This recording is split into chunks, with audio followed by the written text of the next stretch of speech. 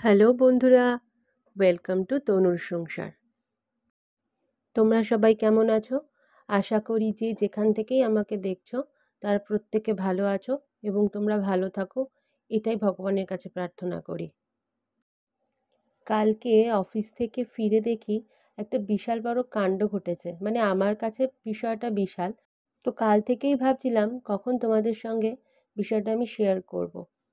দাঁড়াও দেখি, মনে হচ্ছে এটা সেদ্ধ হয়ে গেছে। আসলে ফুলকপি আমার প্রচণ্ড প্রিয় একটা সবজি। এবার দেখবে শীতের প্রথম দিকে যে ফুলকপিগুলো পাওয়া যায় না, সেগুলো কীরকম যেন একটু শক্ত শক্ত মতন থাকে।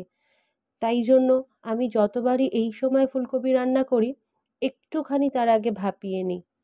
অন্যান্য সময় মানে এর পরের দিকে যখন ফুলকপি ওঠে তখন সেগুলো ভাপানোর প্রয়োজন পড়ে না, ভাজলেই সেগুলো নরম হয়ে যায়। কিন্তু এই সময় একটু না ভাপালে না কীরকম যেন শক্ত হয়ে থাকে আর একটা স্মেল আসে, সেটা আমার বাড়িতে কেউ পছন্দ করে না। আর এদিকে আজকে ছোটোবাবুর অর্ডার হয়েছে, ও সুজি নিয়ে যাবে, ঝাল সুজি, এটাকে আমরা ঝাল সুজি বলি। তোমরা কে কী বলো কমেন্টে জানিও প্লিজ। কৌশিক বাকি সব কিছুতে হেল্প করলেও ও রান্নার বিষয়টাতে একদমই হেল্প করতে পারে না।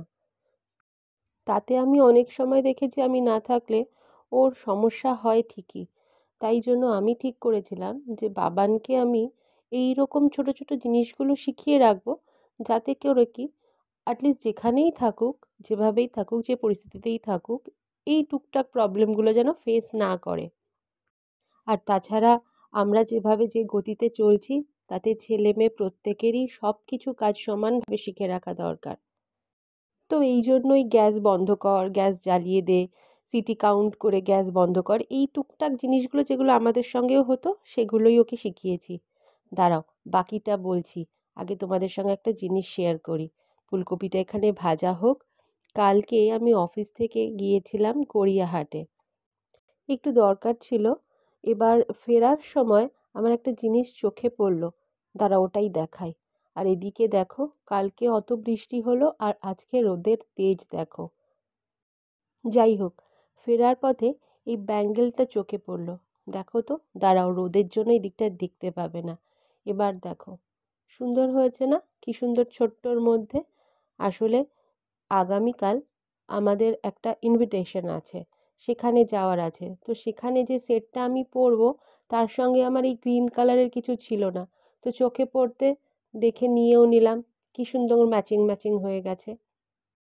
আর এই আমার বেডরুমটা যেহেতু পূর্ব দিকে, এই জন্য একদম সকালের যে একদম সূর্য ওঠার পরেই যে রোদটা, সেটাই আসে আমার রুমে। হ্যাঁ, বাবানের জন্য যে কথাটা বলছিলাম, কালকে যেহেতু এই গড়িয়াহাট থেকে আমি ফিরেছি, সুতরাং স্বাভাবিকভাবেই অফিস থেকে ফিরতে আমার একটু লেট হয়েছে। এবার কাল বাবানের টিউশন ছিল। ও টিউশন থেকে ফেরে মোটামুটি ওই 7:45 8টার মধ্যে।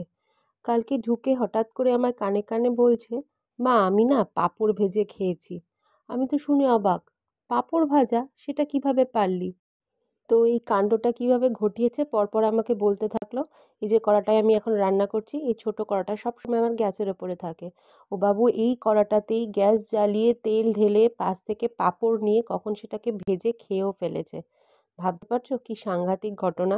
মানে আমি করাই ঠিকই, কিন্তু সেটা আমার প্রেজেন্সে থাকলে করলে একটু বেশি সুবিধা হয়। এবার আমি নেই, জিনিসটা করেছে, বাই চান্স যদি এই লোহার কড়াটা উল্টে যেত তেল সমেত, কি হতো বলো তো? ঘটনাটা শোনার পর থেকে আমি সত্যিই খুব অবাক হয়ে গেছি যে তাহলে কি আমি ভুল করলাম ওকে এসব শিখিয়ে? তাহলে কি আর কিছুদিন পর থেকেই ওকে শেখানো উচিত ছিল? যাই হোক, তোমরাও তোমাদের মতামতটা আমাকে জানিও, কারণ এই বিষয়টা নিয়ে না আমার মনটা সত্যিই খুব অশান্ত হয়ে রয়েছে। তাহলে আজ আসি, দেখা হবে নেক্সট ভিডিওতে। টাটা।